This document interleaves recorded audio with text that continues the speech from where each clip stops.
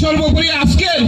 এই শান্তিগঞ্জ যুবদল, বিএনপি, ছাত্রদল, স্বেচ্ছাসেবক দল, অত্র এলাকার মুরব্বী যারা আজকে এই অনুষ্ঠানের সাথে সম্পৃক্ত,